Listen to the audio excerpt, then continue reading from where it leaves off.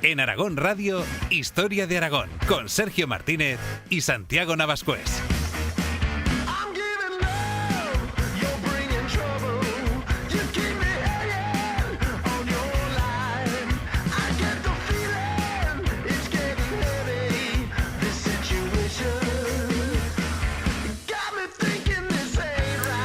En el año 1643, un reino de Aragón en crisis y una Zaragoza atestada de soldados estaba a punto de vivir uno de sus días más sangrientos hasta entonces.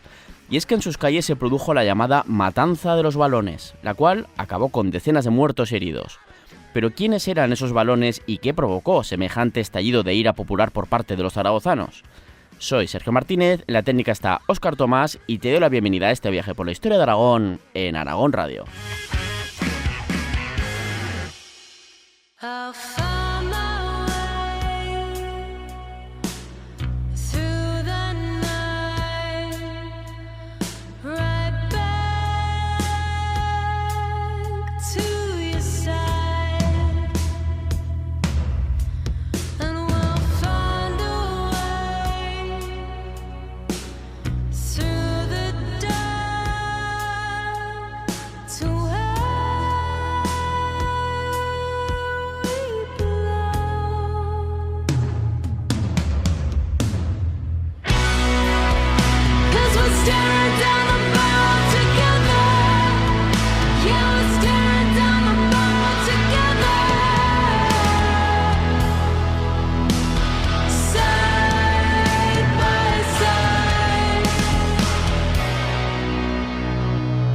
Si por algo se caracteriza el siglo XVII a nivel general, es por ser una época de crisis en Europa, con un clima más frío que provocó malas cosechas y las consiguientes hambrunas y, por supuesto, descontentos, revueltas y todo lo que acarrea en esa situación, ¿no? Una crisis que se vio aderezada por constantes guerras entre aquellos estados absolutistas que se afanaban por seguir manteniendo su posición como potencias mundiales, como era el caso de la monarquía hispánica o ese imperio español, mientras otros trataban de socavar esa posición por todos los medios posibles. Unas luchas realmente a muerte por el poder, el dinero y la influencia, donde la religión fue la excusa para combatir entre católicos, protestantes y musulmanes. La devastación que provocaron guerras como la de los 30 años en diferentes regiones de Europa y las frecuentes plagas y brotes de peste dejaron una visión un tanto oscura incluso en el arte, ¿no? Con esos famosos cuadros dedicados al triunfo de la muerte, tan tétricos en los que esqueletos andantes se dedican incluso a recolectar almas y a martirizar tanto a vivos como a muertos. En todo ese contexto bastante lúgubre que estoy aquí pintando, el Reino de Aragón, que formaba parte de esa inmensa monarquía hispánica, ese gran imperio mundial, también llevaba tiempo en crisis por diferentes circunstancias, hasta que la misma guerra comenzó a azotar su propio territorio. Fue en ese momento cuando la violencia estalló un día de primavera del año 1643, generando en las calles de Zaragoza una de las jornadas más sangrientas de su historia hasta ese momento. Y para hablar de esa situación y de esa matanza de los valones, siempre decimos balones, pero con V, pues para hablar de todo ello me acompaña, como siempre, y como no puede ser de otra manera, el doctor en Historia, Santiago Navascués. Bienvenido, Santiago. ¿Qué tal estamos? Hola a todos, queridos oyentes. Bueno, ese tipo de sucesos, ¿no?, de matanzas, se entienden en una sociedad que es muy violenta, ¿no? Una sociedad con mucha gente viviendo la miseria, del pillaje, muchas guerras, en fin, además que acostumbrados a ver ejecuciones públicas también. Es gente muy familiarizada con la violencia y que además, incluso se divierten, ¿no?, con la violencia. O sea, si no les pasa a ellos. Eso es, son muy bestias, ¿no? No hay más que ver a lo mejor la literatura del momento, ¿no? También. Pues sí, porque bueno, este es uno de esos sucesos históricos a los que, pues sí, hemos hecho mención en alguno de estos, ya 228 programas que llevamos con que se dice pronto, pero claro, sí, hemos hablado hablado un poquito de la matanza de los balones, pero siempre haciendo un resumen del tema y de aquellos sucesos. Y es que, como ya sabéis, sobre todo los oyentes más veteranos, a nosotros nos gusta sobre todo intentar hacer pues un análisis previo más que contar, de hecho, el suceso en sí mismo, ¿no? Que aunque sea el protagonista, el título del programa, etcétera, del episodio, pues sí, también hay que contarlo, pero especialmente nos gusta contar todo ese análisis previo que llevará a esa situación, ¿no? A esa, pues en este caso, esta matanza de esas gentes venidos de Valonia, pues especialmente para mostrar que las cosas no suceden, o en este caso sucedieron pues porque así estaba escrito, porque tenía que ser, etcétera, ¿no? Sino que se debieron a multitud de circunstancias que nos dan un mapa histórico que siempre suele ser muchísimo más complejo de lo que suele parecer en la historia, ¿no? Que pues esto ocurrió así porque sí, ya está, ¿no? Pues al final son circunstancias que derivan precisamente a que ocurra eso, y además no pocas circunstancias muchas veces, que suelen ser una concatenación de muchas situaciones que acaban provocando precisamente el estallido de, por ejemplo, una gran violencia popular, ¿no? Es este caso cuando hablamos de la matanza, el asesinato de decenas de personas, casi un centenar, y casi hay que dar gracias de que no fueran más, ¿no? Porque, bueno, fueron, como digo, muchas las circunstancias que provocaron que eso ocurriera, llegando a un punto en el que tan solo se necesitaba una chispa para que estallara todo. Y es lo que ocurrió en ese año de 1643 al que nos vamos a ir, ¿no?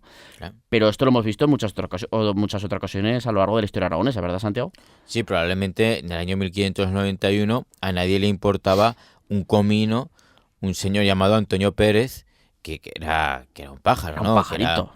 Claro, como vulgarmente se dice, era un alicate, no era una figura, ¿no? No era una figura pues a la que defender y por la que jugarse la vida, y lo que pasa es que, bueno, todo lo que llevó a que su protección fuese tomada, la de este Antonio Pérez, como bandera pues frente al poder de la monarquía, se debió a varias décadas de desencuentros, porque si no, de otra manera, pues no se habría producido todo aquello, ¿no? Pues o sea, la gente dijo, oye, es que esto del caso de Antonio Pérez, no es que estemos defendiendo a Antonio Pérez, es que estamos defendiendo que llevan ya muchas décadas de atropellos contra las leyes e instituciones aragonesas, y en este caso de Antonio Pérez es otro ataque más a las leyes e instituciones aragonesas. Es una más, al final ya estamos Claro. hasta aquí, hasta el gorro. De ahí esa rebelión de Aragón de 1591, a la ejecución de Eso Juan de es. Lanuza y todo eso. Pues claro, fueron muchísimas cuestiones lo que llevaron precisamente a que solo se necesitara una gotita para colmar el vaso y que estallara todo, y esa gotita tenía su nombre, Antonio Pérez. Lo mismo ocurrirá en 1643 con la matanza de los Valones, y bueno, pues también se necesitaba una gotita o una chispa para que prendiera absolutamente todo y se produjera lo que se produjo, ¿no? Claro, u otro ejemplo que se me viene a la cabeza es lo de los sitios de Zaragoza, ¿no?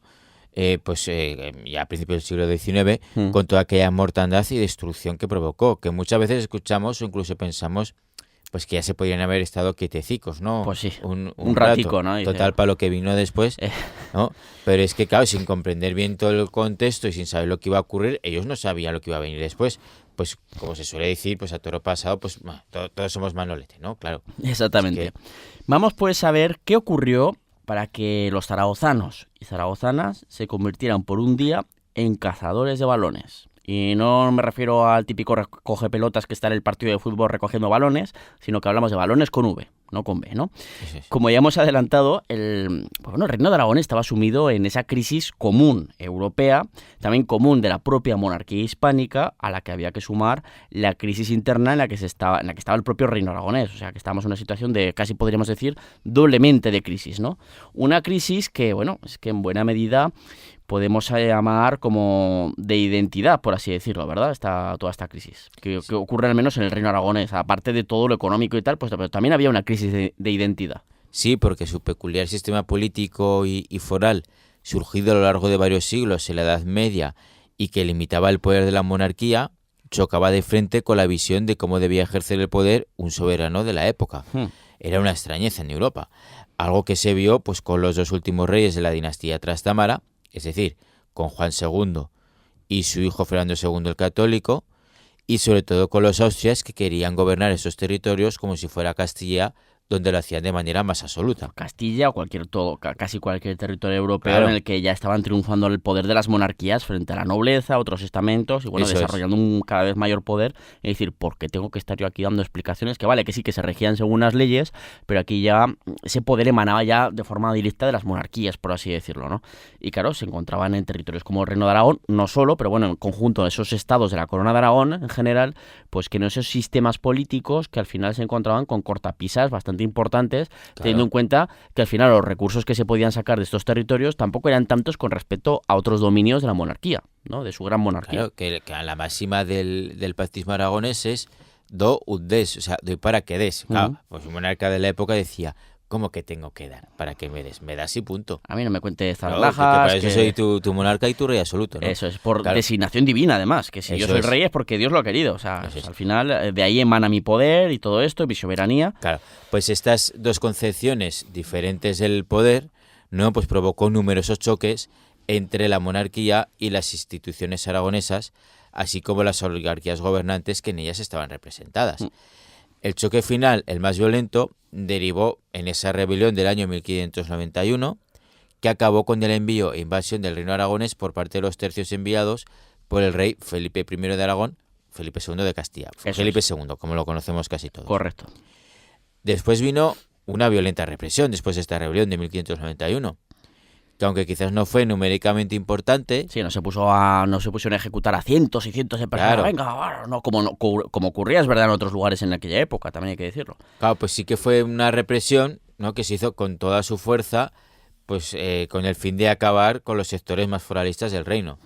Hablamos de más de un centenar de represaliados, con varios ejecutados, incluyendo pues gente quemada viva en autos de fe celebrados en la Plaza del Mercado de Zaragoza, autos de fe de la Inquisición, además de la célebre ejecución del Justicia Mayor del Reino Juan de Lanuza V el Mozo, por cuyo cargo de justicia era una figura inviolable, Pues lo ejecutan sin juicio absoluto, sin ningún tipo de juicio. por nada. orden del rey. Exactamente. Y ya está. De hecho, siempre lo mencionamos que la orden del rey directamente es que sepa yo tan presto de que habéis hecho prisionero a este señor como que ha sido ejecutado. O sea, no Que le esperéis corten la cabeza. no esperéis a a hacerle prisionero, preguntadme, bueno, ¿y ahora qué hacemos con él? ¿Lo ponemos? No, o sea, tal cual lo cojáis, lo ejecutáis. Y lo cogieron y al día siguiente lo ejecutaron en la Plaza del Mercado con todo lo que hemos comentado. Bueno, nos vamos a meter más, ¿no? Pero bueno, aparte de esta represión violenta en cuanto a ejecuciones y tal, también, no solo de Juan de Lanuza, también varios nobles como el duque de Villahermosa, el conde de Aranda, A también, los principales cabecillas. sí, a los principales líderes del foralismo para dar ese golpe fundamental, ¿no? Pues también se produjo una represión legal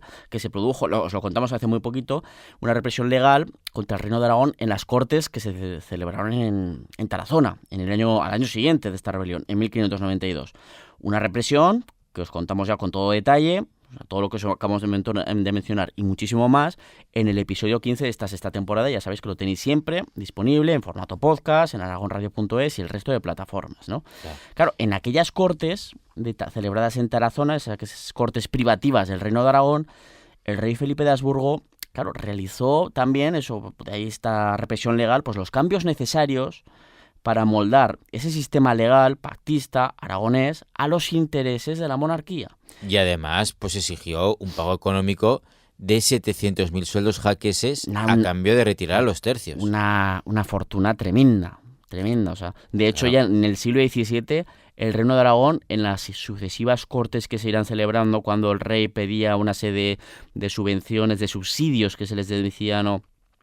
Para formar ejército, para los gastos de la monarquía, jamás era capaz del Reino de Aragón de sumar casi ni la mitad de esta cantidad.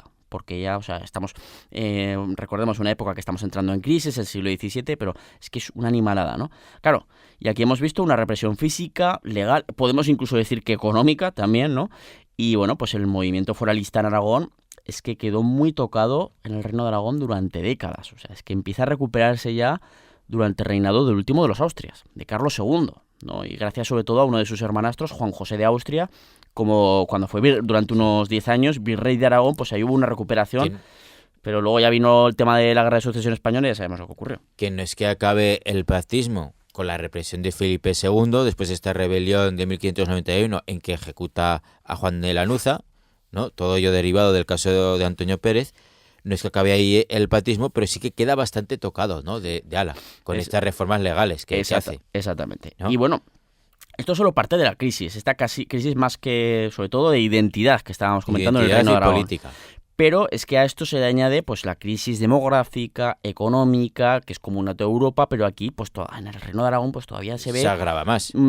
exactamente, mucho más agravada, porque a todo esto que estamos hablando es que se le añade la expulsión de los moriscos decretada en el caso del Reino de Aragón, porque no solo afectó a Aragón, sino pues a los diferentes estados de la monarquía, ¿no? Pero en el caso del Reino de Aragón se produce en el año 1610, ya en el siglo XVII. En este caso se desarrolla por el rey Felipe II de Aragón, que ya sabemos que este se nos corresponde, pues como hay que siempre quitar un numeral, ¿no? Con respecto a Castilla, pues sería para todos Felipe III, ¿no? Sí. Pues bueno. Es un golpe demográfico terrible para un reino que perdió entre un 15 y un 20% del total de su población. Es que es una animalada. Claro, especialmente en toda la cuenca media del Ebro, que era precisamente su mayor motor económico agrario, Claro. donde pues en muchos lugares el 100% de la población era morisca. Claro, es que si estamos hablando de una economía, que hasta hace 4 días el sector principal de una economía de cualquier territorio era el sector el primario, que se le llama, ¿no? El sector agrario, Claro. el agropecuario, ¿no? Donde hay mayor parte de terreno, pues sobre todo incluso de regadíos podemos hablar, pero también de secano, pero la mayor parte de extensiones de explotaciones agrarias en la cuenca del Ebro. Pues si aún encima buena parte de esos dominios están trabajados por moriscos que los expulsas, con todos los conocimientos además que tenían de trabajar el campo, de irrigación, de todo eso, pues bueno, estamos hablando de un palo tremendo, aparte del drama humano que Claro. supuso también, evidentemente, Es ¿no? que, bueno, es un drama económico. Pues- Es un drama económico, aparte del demográfico y del humano, económico. Pues a todo lo que estamos viendo, pues ala, un palito más, ¿no? En el Claro. caso del Reino de Aragón. Es que, bueno, Aragón está quedando muy machacado, ¿no? Con los austrias. Y por si fuera poco, a todas estas circunstancias hay que añadirles ese contexto general de crisis europea, así como de una monarquía hispánica que llevaba décadas casi constantemente en guerra, salvo un breve periodo que no llegó a una década y que precisamente tuvo lugar en los años 1610, coincide cuando fueron expulsados los moriscos. Exactamente. Además, Ujú. ¿no? O sea, una paz, esta que ocurrió en los años 1610, Que la historiografía más moderna pues lo ha llegado a, digamos, bautizar como la Pax Hispánica, ¿no? Así como recordando a esa la Pax Romana del Eso siglo es. II después de Cristo, de la época de mayor auge del imperio, etcétera. Bueno, pues aquí son 9 años de paz, realmente no llega ni siquiera a una década, pero eso, muchas veces en los libros, por si lo habéis leído tal, pues o incluso en internet, pues aparece como la Pax Hispánica, por si os Sí. interesa un poquito más el tema, para que ahondéis en ello. es una paz que se buscó, de hecho, pues para tratar de recuperar la economía y la población de unos territorios hispánicos que ya estaban enseñando las costuras después de tanto respaldar, en especial Castilla, las políticas imperiales de los Austrias. Ujú. Porque mal Aragón, pero Aragón por lo menos ponía un poco de resistencia a los caprichos imperialistas de la monarquía hispánica, pero Castilla, que aportaba a todos hombres y dinero sin rechistar que querían los reyes, Era el Bueno. centro de la monarquía, por así decirlo. sí, Sí, pues casi nada. Ya no digo caprichos, sino que simplemente pues son las políticas como primera potencia que se autoimponen como defensores del catolicismo en Europa, en el mundo. Pero que eso beneficiaba a la monarquía y a y a 4 nobles castellanos, pero al resto de la población de sus territorios era una auténtica sangría de hombres y de dinero. El caso es que al final, a pesar de este intento de que además lo sabían perfectamente, porque eso lo tenían estudiado, que necesitaría la monarquía hispánica varias décadas incluso de paz para recuperar la economía, la demografía, pues bueno, apenas duró la cosa 9 años, porque la guerra regresa de nuevo a partir del año 1618, cuando estalla la famosa Guerra de los 30 años, en Europa Central. Un conflicto que además, de hecho, algunos historiadores han llegado incluso a denominar como la verdadera Primera Guerra Mundial, por la magnitud de las pérdidas provocadas en cuanto a mortandad, etcétera, la multitud de escenarios bélicos en varios continentes que hubo, porque no solo se luchó en Europa, la devastación que acarreó es que hubo regiones enteras, sobre todo en Europa Central, que quedaron devastadas, porque durante 30 años había ejércitos en plan 30, 40.000, 50.000 hombres en pie de guerra, viviendo sobre el terreno y que esquilmaban regiones enteras de recursos. Sí, porque los ejércitos de la época vivían sobre el terreno. Eran enormes, o sea, es que además eran enormes ya en esta época y claro, de hecho, la construcción del Estado moderno en sí mismo, por así decirlo, ¿no? Las estructuras de un Estado absolutista, etcétera, es que van en crecimiento precisamente para poder pagar unos ejércitos cada vez más mayores por el tema de estas políticas cada vez más imperialistas o más expansivas de todas estas potencias, ¿no? En este caso, pues como la primera potencia mundial en aquella época, ese siglo y medio, que sería pues esta monarquía hispánica, este imperio español. Pues claro. También hubo escenarios bélicos en varios continentes y también, bueno, pues en general prácticamente toda Europa se vio envuelta en un momento u otro en ese conflicto. Es que por eso hay historiadores que dicen, bueno, aquí podríamos casi incluso hablar de que la verdadera Primera Guerra Mundial, que de hecho, de haber tenido el tipo de armas destructivas que tuvieron en la Gran Guerra, ya en el siglo XX, en la Primera Guerra Mundial, probablemente la devastación hubiera sido similar por el número de participantes, el encono. Bueno, al final son 30 años, ¿no? Fueron de guerra. Aquí, pues bueno, en 1618 la monarquía hispánica entró en este conflicto desde prácticamente el principio en apoyo de la rama de los Habsburgo que había en el Sacro Imperio, en Austria y tal, pues al final eran familia. Y bueno, realmente lo que inicialmente en 1618 parecía un conflicto bélico regional, que se inicia sobre todo en Bohemia, lo que es actualmente la República Checa, etcétera, pues eso, lo que parecía un conflicto bélico regional en Europa Central, se acabó convirtiendo en la guerra que apeó, después de casi siglo y medio, a este gran imperio mundial, de esa monarquía hispánica, de ese imperio español, de ese preciado puesto como primera potencia. Y eso fíjate si se fue de las manos. Claro, y eso que durante la primera mitad de la guerra las armas hispánicas estuvieron casi a punto de lograr la victoria y seguir manteniendo la hegemonía de los Habsburgo en el continente europeo. Estuvieron a un pasito de conseguirlo. Claro, especialmente tras la victoria lograda en la batalla de Nördlingen en septiembre del año 1634 frente a las tropas de Suecia y Sajonia. Es que esa batalla de Nördlingen fue tremenda, fue una victoria sin paliativos allá en 1634 y es que marcó, o sea, estuvo a punto ya, ahí se veía que digo, oye, es que los Habsburgo, hispanos y austriacos van a ganar el conflicto y van a reforzar todavía más su situación de hegemonía en Europa, ¿no? Pero claro, ante la amenaza de esa victoria, pues Francia reacciona, ¿no? O sea, la Francia de Luis XIII de Borbón y de su válido, el cardenal Richelieu, pues entra directamente en la guerra tras llevar años financiando a los enemigos del Imperio Español. Sí. Es que Francia lleva una época bastante larga de crisis, ¿no? Sobre todo el último tercio del siglo anterior, del siglo XVI, claro, estallan las famosas guerras de religión en Francia, que no sé si son 6 o 7, creo que son 7 guerras de conflictos entre franceses. Son abiertas guerras civiles. Los hugonotes, que eran los protestantes franceses, contra la Liga Católica, luchas por el trono, de dinastías, ahí acaban terminando la dinastía, creo que son los Valois los que estaban por ahí. Sí, los Valois derrocados por los Borbones. Ahí entrarán los Borbones con Enrique II, Enrique IV, perdón, Enrique IV, que es el primer Borbón en el trono francés. Interviene ahí muy fuertemente Felipe II en Francia, que incluso intentó colocar a una de sus hijas como reina de Francia. No por casamiento, sino por tema de la guerra. De hecho, vemos a los tercios entrando en París en 1585, por ahí por esos años. O sea, son unos años tremendos. Pero después de esos años de crisis, pues Francia reaparece, ¿no?, de nuevo y con fuerza en esta guerra de los 30 años. No, pero le costará bastante porque no solo ese último tercio del siglo XVI, sino que luego ya en el siglo XVII, las 2 primeras décadas se dedicará, sobre todo cuando Richelieu entre con fuerza en el poder, se dedicará primero a someter a los hugonotes, definitivamente. A recuperarse. Vemos ahí un poquito el asedio sobre La Rochelle, que fue la ciudad, fue el gran bastión hugonote en Francia, a someter también a la nobleza, que ordenó la monarquía francesa destruir muchas fortalezas del interior de Francia de casas nobles para evitar rebeliones internas. Y bueno, pues a partir de ahí, una vez que consigue superar esta situación, es ya cuando Francia, cuando ve ya el peligro de que la monarquía hispánica pues consiga imponerse, después de su victoria en Nördlingen, pues ya dicen, oye, que nos metemos. Y aquí es cuando se declara la guerra en 1635 y se meterá en la guerra de los 30 años. Sí. Y en esos momentos, pues casi se podía decir que la monarquía hispánica estaba en guerra contra casi todos. Y las cosas empezaron a marchar pues de mal en peor desde entonces, provocando un agotamiento generalizado de recursos demográficos y económicos. Y así llegó el año 1640, el cual dio pistoletazo de salida a la gran crisis del imperio, con varias rebeliones que pusieron en jaque a los dominios de Felipe IV de Habsburgo, que recordemos que en el Reino de Aragones era Felipe III. Eso es. Son 2 grandes rebeliones que marcaron el devenir del conflicto en los años siguientes.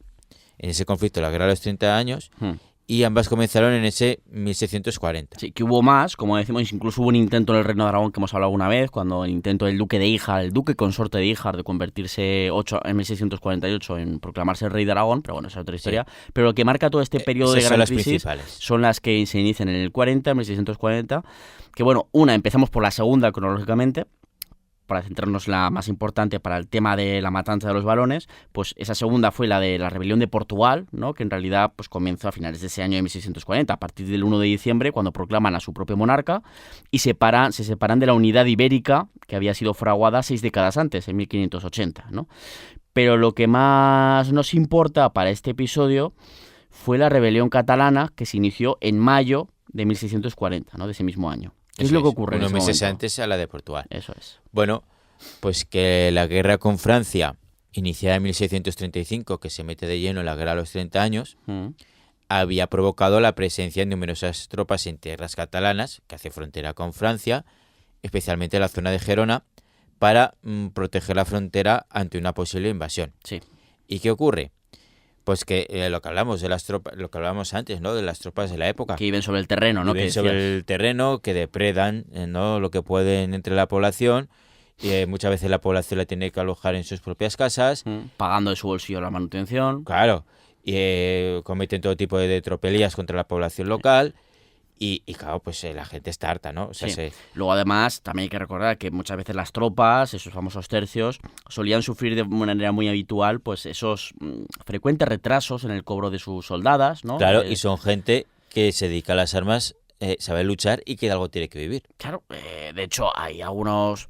Yo recuerdo, yo que soy, ya lo sabéis, los más veteranos, que soy bastante futbolero, ¿no? Y me gusta muchas veces hacer símiles futboleros, que antes de, por ejemplo, en el caso del fútbol, de la selección española, por ejemplo, antes de que se haya popularizado el tema de la roja, antes, como en los años 90, 80, incluso principios de 2000, se decía la furia española, ¿no? De la selección, o la furia española.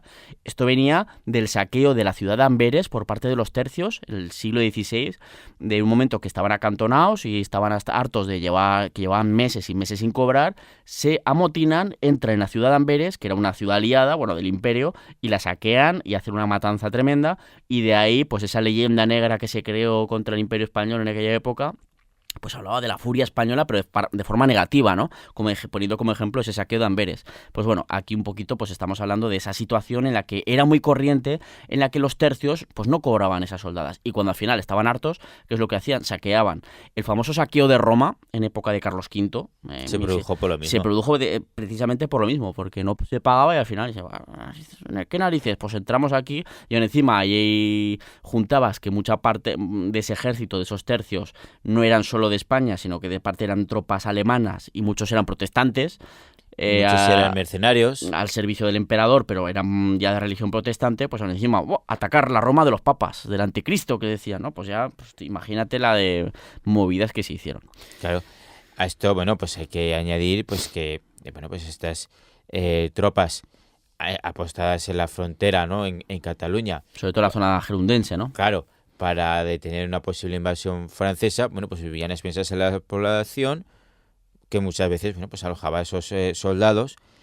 Y claro, pues así comenzó la rebelión de los segadores en tierras gerundenses. Que además había que sumar también cada vez mayores impuestos que había que pagar a causa de la situación bélica. Son muchas circunstancias, ¿no? Pues al final se produce esa rebelión de los segadores, ¿no? Los segadores. Eso. En Girona y contra pues, los abusos del virrey de Cataluña, nombrado por el rey Felipe IV. Claro, se junta todo. Claro, porque también, al igual que aquí en Aragón, estaban hartos de los atropellos de la monarquía de los Austrias contra las instituciones y leyes aragonesas, pues ahí en el Principado de Cataluña también están un poquito hartos. Pues ¿no? Esta rebelión, que es más eso de casi agraria que se produce, pues extiende hacia Barcelona en esos meses y ya es cuando estalla toda la violencia y se produce en mayo el llamado Corpus de Sangre, porque se produce en la fiesta del Corpus, ¿no? Se asesinó al virrey de Cataluña en Barcelona cuando intentaba huir en las playas de Barcelona, embarcarse en un barco y huir de esa revuelta, y puso en armas pues a buena parte de tierras catalanas. Claro, y ante esta rebelión, pues ahí estaba listo Richelieu con la caña a ver qué pescaba, encontrándose con una cuña en pleno territorio de esa monarquía hispánica a la expectativa de sacar rédito de todo ello. Exactamente, y aquí es cuando esta rebelión, que acabó convirtiendo al reino aragonés, esta rebelión de Cataluña, convirtió al reino de Aragón en frente de guerra y que llevaría de nuevo a los tercios a las tierras del reino de Aragón.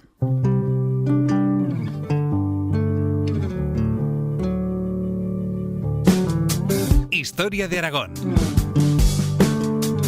Con Sergio Martínez y Santiago Navascués.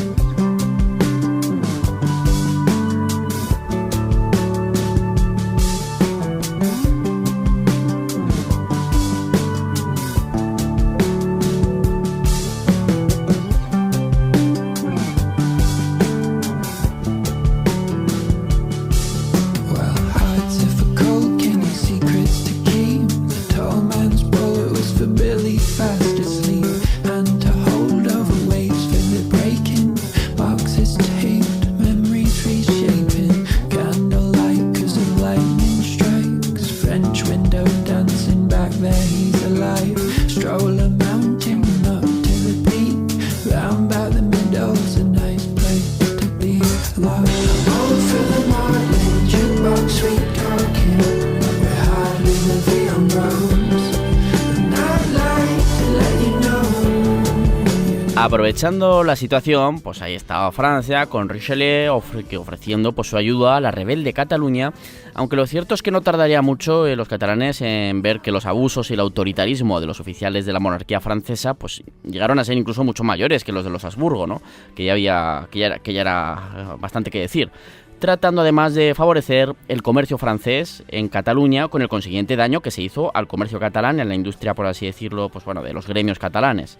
Pero bueno, la rebelión al final pues ya estaba en marcha y las Cortes catalanas pues llegaron a deponer a Felipe de Habsburgo como conde de Barcelona, dando este título al rey Felipe III de Borbón de Francia. Es decir, que a veces se habla, muchas veces, pues estas manipulaciones torticeras de la historia, que ya en el siglo XVII, pues Cataluña intentó independizarse. No, simplemente nombraron a un rey de Francia como conde de Barcelona. O sea, no hubo ningún tipo de intento de independencia en esa situación, ¿no?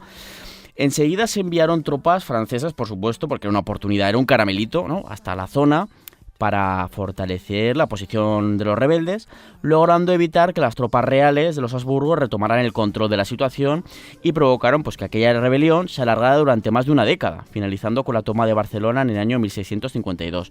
Es algo que algunas veces hemos mencionado, que aquí, pues claro, con la monarquía hispánica, con tantos frentes bélicos abiertos a la vez en tantos lugares dispares de Europa, no es capaz de frenar esta rebelión, como sí que fue capaz en 1591 en el Reino Aragonés, cuando lo que hemos mencionado antes con esa rebelión. Ahí sí que tiene las fuerzas necesarias para atajarla desde el principio, pero de haberse producido esa rebelión aragonesa, por ejemplo ahora en 1640, a saber lo que habría ocurrido. Pero bueno, claro, esa es una ucronía que, te aviso Santiago, que ya dijimos un día hace tiempo de, oye, ¿qué os parece a los oyentes que hagamos ucronías y tal? Pues nos han contestado muchos muy positivamente, así que sí, igual te toca hacer alguna ucronía nos tocará debatir, ¿eh? ¿Qué te parece? Bueno, que a ti debatir te gusta mucho, así que una cosa por otra. Bueno, veremos. Bueno, pues ¿qué ocurre en los años siguientes según toda esta situación, una vez iniciada ya la rebelión catalana? Pues que, a ver, antes de lograr pues finiquitar el asunto de la rebelión catalana, pues sucedieron muchas cosas. Y entre ellas resulta que el Reino de Aragón, y especialmente su zona oriental, claro, al hacer frontera con Cataluña, pues se convirtió en el nuevo frente de guerra. Como se había revelado y encima Claro. estaban los ejércitos franceses ahí apoyándoles, pues es que al final es eso, es el Claro. nuevo frente de guerra. Claro, hubo que establecer tropas para evitar un posible avance franco-catalán, aprovechando la cuenca del río Ebro. De hecho, el mariscal Lamotte, que fue el enviado por parte de la monarquía francesa para ponerse al mando del ejército francés y catalán, realizó ya una expedición inicial en el año 1641 que llegó hasta la frontera con el Reino de Aragón. Sí, por la zona de Lérida y todo esto. Eso es. Y se quedó a las puertas incluso de poder tomar la formidable fortaleza de Monzón. Sí, que ya empezaron a chequear las defensas, bueno, pues la Mota ahí dijo, bueno, pues por aquí yo creo que podemos volver, y ya, pero bueno, se les echaba al final de la campaña de primavera-verano, ¿no? Llegaba el mal tiempo, un poquito más a la zona de lo que es invernar, y de momento pues todavía no lograron su objetivo, pero sí que lo consiguieron ya en la ofensiva del año siguiente, cuando llegó el buen tiempo, es decir, que en 1642 estas tropas franco-catalanas pues no solo atacaron la ciudad de Monzón, sino que tomaron la localidad ostense y también su formidable castillo, este gran castillo del que hemos hablado una vez, de que había sido esa fortaleza de los caballeros templarios, etcétera, de además cuya historia creo que no hemos llegado a hablar en sí misma, ¿verdad? Me parece que igual que hemos hablado de esa colección de castillos, que creo que del castillo de Monzón en sí mismo todavía no hemos hablado de toda su historia, así que le tocará también un programita en algún momento, ¿no? Claro, y esta presencia ahí de las tropas franco-catalanas En territorio aragonés, pues obviamente, con esa fortaleza como la de Monzón en sus manos, pues obviamente provocó el agravamiento de la crisis. Todo lo que hemos mencionado Todo antes. lo que hemos mencionado antes, pues se temía incluso que el ejército francés pues fuera capaz de continuar su avance y llegar hasta la misma Zaragoza. Que esto nunca se produce, ya lo sabemos, pero claro, en ese momento era un momento de incertidumbre, y cuando pensémonoslo todos en una situación de nuestra vida cotidiana, cuando tienes algo que al final luego con el paso del tiempo ves que nunca pasa, pero esa incertidumbre de y si no sé qué, esa espada de Damocles que siempre está ahí pendiente, eso te afecta a tu personalidad, a tu estado de ánimo, a tal. Y esto imaginémonos en el conjunto de toda una ciudad, en el caso de Zaragoza, que tiene ya una crisis importante económica, social, política, de todo, absolutamente de todo, De a lo no que sé se qué le para añade atrás. que dice, oye, que igual mañana se presenta aquí un ejército francés que nos va a saquear todo, que nos va a matar, que no sé qué. Pues todo esto, pues imagínate el caldo de cultivo que se estaba creando ahí en la capital aragonesa. Claro, por eso pues era urgente contar con refuerzos para proteger a Aragón y evitar que las fuerzas enemigas siguieran avanzando. Mm. Incluso los miembros de la corte, incluyendo al mismo rey Felipe IV, a su hijo y heredero de entonces, el príncipe Baltasar Carlos Habsburgo, pues estuvieron aquellos años muy presentes en la región, Claro.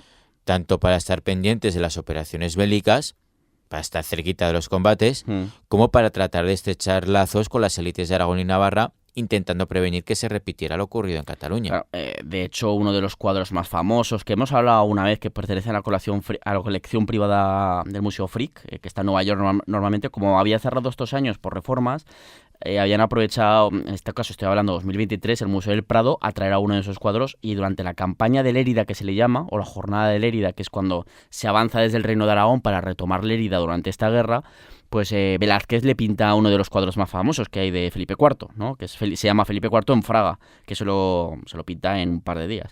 Pues es por eso, porque está muy pendiente el monarca y estará muy presente en el Reino de Aragón durante esos años para lo que has dicho tú, Santiago, para estar pendiente de las operaciones militares en primera persona, pero luego también para atar en corto por si acaso, para decir, que estoy aquí con vosotros, qué tal, calmadicos todos, está el rey aquí junto a vosotros.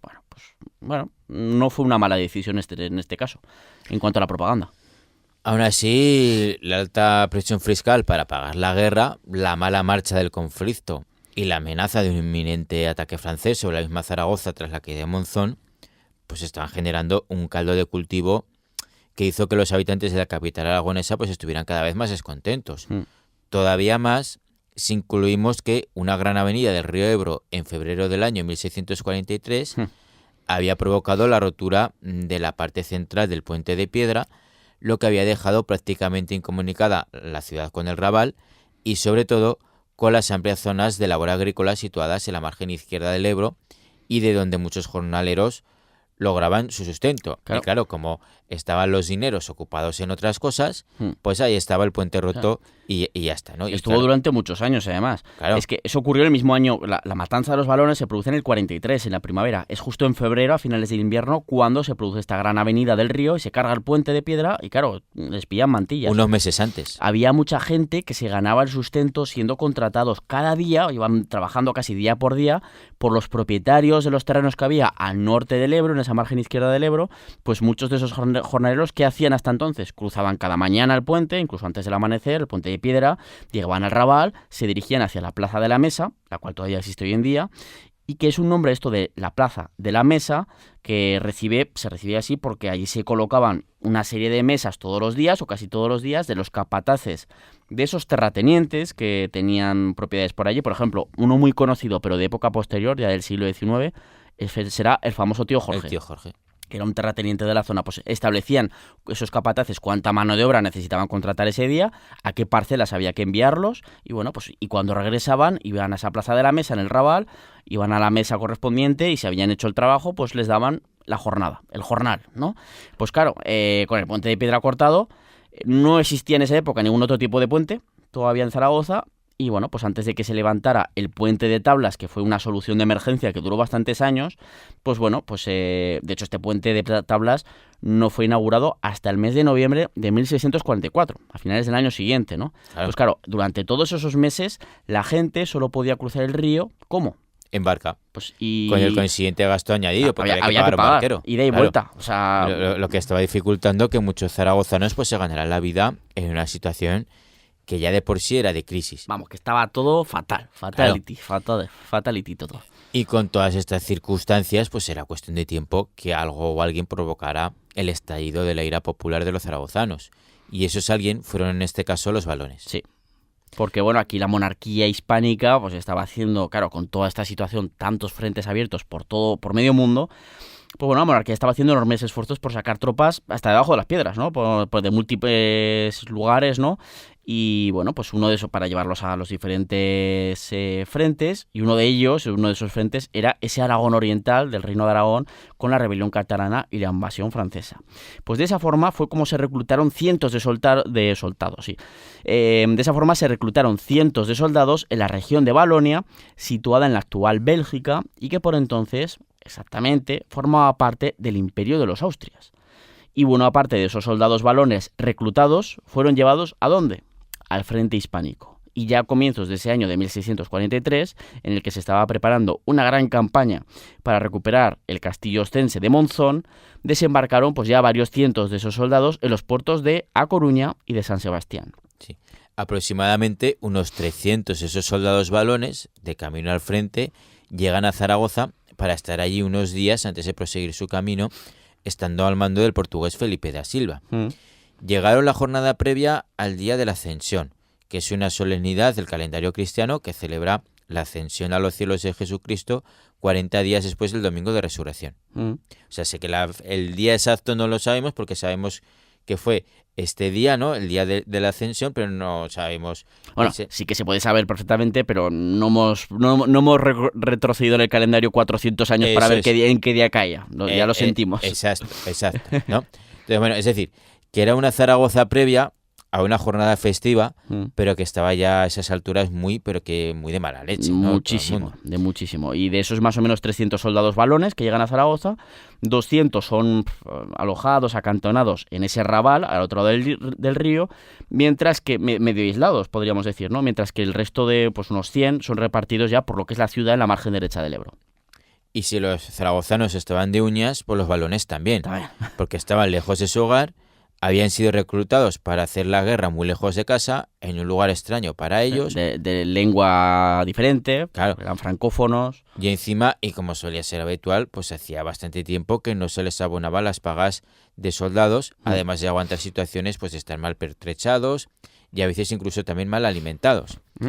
Bueno, que nada bueno podía salir de ahí con todo el mundo enfadado, y así pues llegó ese día de la ascensión del año 1643. Sí, porque aquí las crónicas nos comentan que ese día, ya en primavera del año 1643, con todo lo que hemos comentado hasta ahora, pues hacia las 3 de la tarde, algunos de esos soldados valones que habían sido alojados en la zona del Raval, que eran unos 200 aproximadamente, pues ahí viéndose prácticamente incomunicados del resto de la ciudad, por la rotura del puente, etcétera, enfadados también por la situación bajo la que estaban, pues oye, empezaron a hacer ¿qué? Pues a buscarse la vida por su cuenta, empezando a robar, a asaltar huertos, granjas de la margen izquierda, y bueno, unos asaltos que provocaban, obviamente, violencia por ambas partes, los que atacan y los que se defienden. Y los zaragozanos de la zona comenzaron a responder a aquellos asaltos a sus propiedades y seguramente pues algún que otro desmán. Ya sabemos que ahí a veces iban también robos ya no solo de comida, sino de valores de objetos personales, violaciones, que esto es muchísimo más grave, en fin. Pues así comenzaron las primeras luchas de disparos que enseguida se fueron de las manos. Y bueno, ahí según las fuentes de la época, pues claro, en esos primeros envites, 5 zaragozanos, 5 civiles murieron a manos de esos soldados extranjeros, y conforme la noticia comenzó a extenderse por Zaragoza, pues con todo este caldo de cultivo, la furia de sus habitantes empezó a despertar rápidamente. Sí, esa furia contenida desde hacía largo tiempo, que tan solo estaba buscando una forma de salir de forma violenta, siendo esos valones que pasaban por allí la cabeza del turco perfecto. Comenzaba la matanza de los valones, una auténtica carnicería sin cuartel ni piedad, de la que tampoco se salvó algún desgraciado que pasaba por allí y que la gente estimaba que era también un valón, pues por el tipo de ropas extranjeras que llevaba ese día. Luego lo comentaremos, eso sí, pero es que la locura se adueñó literalmente, la locura, la anarquía, la violencia, pues de las calles de Zaragoza. Y esos valones, que recordemos que al fin y al cabo eran soldados profesionales, enseguida, claro, se vieron en una enorme inferioridad numérica en ambas orillas del Ebro. Pues mucha gente comenzó también a cruzar en barcas al conocer lo que estaba ocurriendo en la margen izquierda del río, también lo que estaba sucediendo en Zaragoza. pues bueno, muchos de estos valones, que a pesar de ser soldados, claro, se ven sometidos a una violencia extrema por parte de toda una ciudad y no tuvieron más remedio que ir a buscar refugio donde podían. Especialmente, pues oye, veían una iglesia, pues monasterios, conventos a mano, pues trataban de meterse, ¿para qué? Pues hacerlo del famoso, pues lo de acogerse a sagrado, ¿no? En plan, no, estoy acogido a sagrado, no me puedes tocar. Claro, y por ejemplo, pues uno de esos lugares fue el convento de Jesús, ya desaparecido hace tiempo, pero cuyo nombre pervive, pues sigue dando nombre a esa zona de Zaragoza que todavía se conoce como el barrio de Jesús. Sí, en la margen izquierda, de hecho, del Ebro. Eso es. Pues bueno, a los soldados valones, la verdad es que de poco les sirvió lo de acogerse a sagrado en conventos como ese, Sí. porque los zaragozanos lo asaltaron y asesinaron a 17 de esos soldados, hiriendo de gravedad Sí. a otros tantos. Mientras tanto, en lo que era la misma ciudad de Zaragoza, la matanza también se extendió por las calles, por iglesias, conventos como el de San Agustín, del cual, bueno, tan solo hoy queda la fachada, en esa plaza de San Agustín y la Magdalena, ¿no? Que se encontraba adosado a los muros del este de la ciudad de Zaragoza, ¿no? Ahí terminaba ya prácticamente, estaban los muros que se conservan en parte, sobre todo de época de los sitios de Zaragoza y posterior, luego llegaba ya pues el río Huerva y ya está, y terminaba la ciudad. Pues hoy en día queda solo la fachada en esa plaza de San Agustín, de ese convento que fue asaltado por los zaragozanos para cargarse a esos soldados valones que se habían refugiado ahí. Y bueno, parte de sus terrenos hoy, por si aún todavía no lo sabéis ubicar, pues parte de sus terrenos de ese antiguo convento de San Agustín los ocupa el Centro de Historias de Zaragoza, junto a la calle Heroísmo que va por detrás y ese río Huerva que os comentaba, ¿no? Y aquí una de las principales fuentes o testigos incluso que nos habla de lo ocurrido aquel día es incluso el arzobispo de Zaragoza, Pedro Apaolaza, el de la calle, Sí. ¿no? Sí, el arzobispo famoso por haber declarado 2 años antes como un verdadero milagro, tras una investigación, Sí, que dirigió este señor. sí, la restitución de una pierna amputada al calandino Miguel Pellicer en el conocido como Milagro de Calanda. Bueno, pues este señor, Pedro Apaolaza, fue testigo de primera mano de lo que ocurrió ese sangriento día en las calles zaragozanas, diciendo tiempo más tarde que vio cómo la gente asesina a una persona pues tan solo por vestir con un atuendo extranjero, como hemos comentado antes. O sea, todo que oliera a francés o a balón, Sí, pues que, era... que Valonia es una región, que es algo que me equivoco, es una región francófona. Claro. Y, claro, pues hay un poquito, pues se veía como, aparte se estaba en guerra con los franceses, pues todo esto, y pues igual los valones casi les parecían como que eran, sí, eran gente del imperio, pero que como si hablaban francés y tal, que los franceses no están invadiendo, que están en Monzón y que van a intentar conquistar Zaragoza. Todo aquí se une a todo esto porque también hay que tener en cuenta que es una sociedad que no está tan bien informada como hoy en día. Que aún así hoy en día, con toda la información que hay, bueno, pues corren por ahí unas cosas que, en fin, pero imaginémonos en esa época, ¿no? Es que se junta absolutamente todo.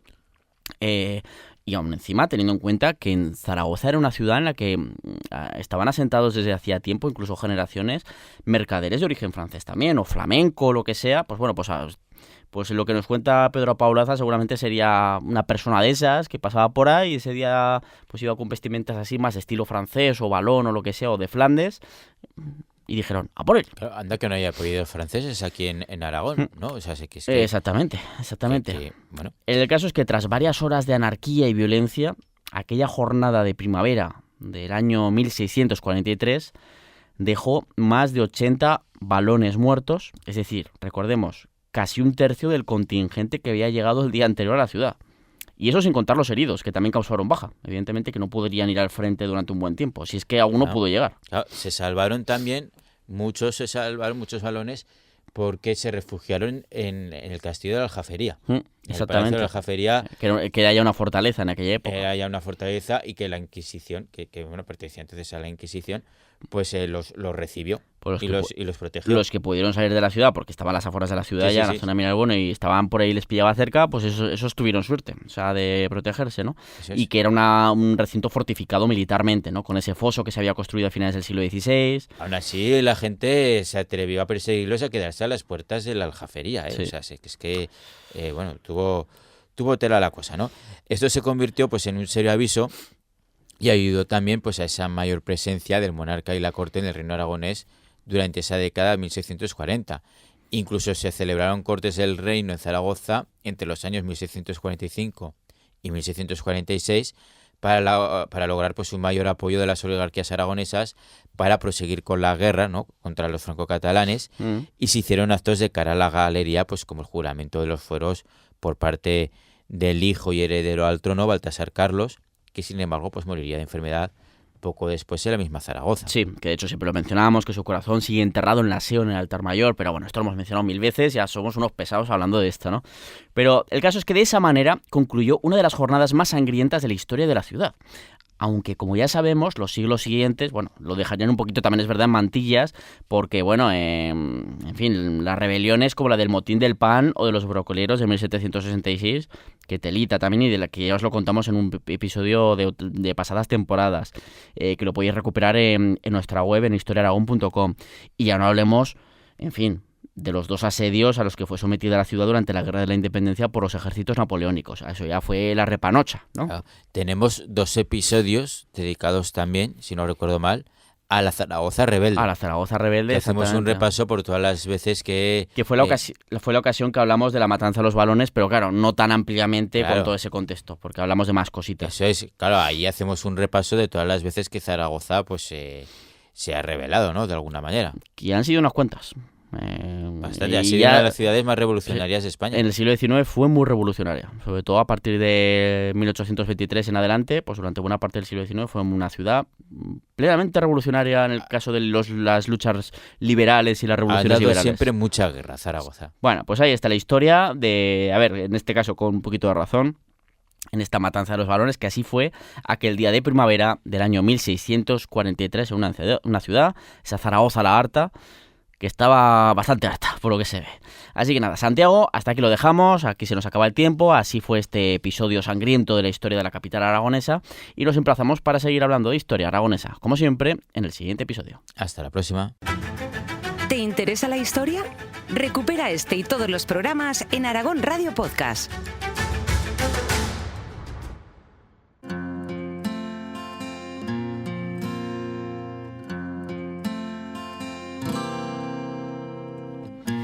Ya sabéis que todos los sábados a partir de las 3 de la tarde tenéis un nuevo episodio de este programa, se emite en la FM de Aragón Radio a partir de ese horario, pero que si os va mal por cualquier circunstancia os lo perdéis, lo podéis escuchar como siempre en podcast cuando y donde queráis, y lo podéis encontrar en aragonradio.es, en historiaaragón.com y en las plataformas que siempre os comentamos, que son iVoox, Spotify, Apple Podcast y también en el canal Historia de Aragón en YouTube.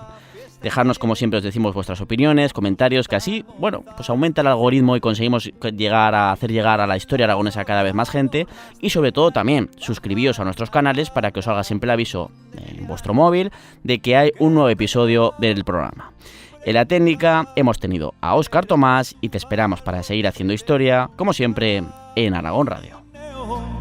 Pirineo, cada uno que busque, que yo no soy menos. En Aragón Radio, Historia de Aragón.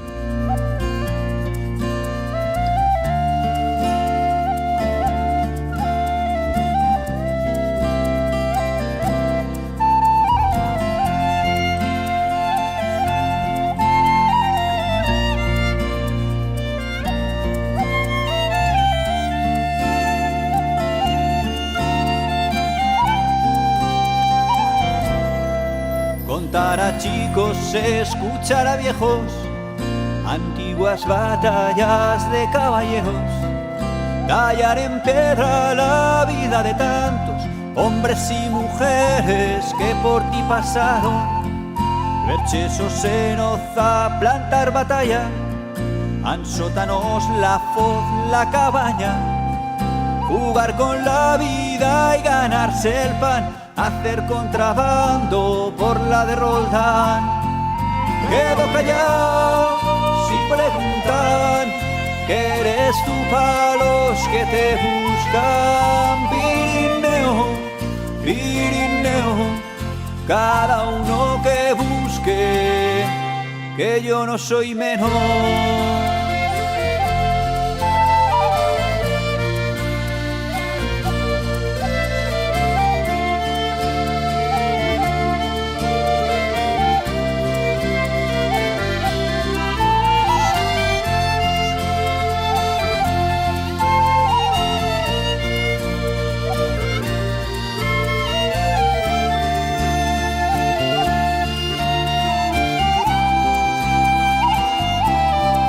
Tomar el Castillo y Peñaforca, o al gigante de la Ribagorza. Pasar Bachimaña cara al infierno, besar la gran facha en pleno invierno, ver Mondarruego remontar el Ara, soltar ganao pasao ver Natuara, salir de Broto en julio a la fin, saludar amigos en Gavarní. Quedo callado sin preguntar, que eres tú para los que te buscan. Pirineo, Pirineo, cada uno que busque, que yo no soy menos.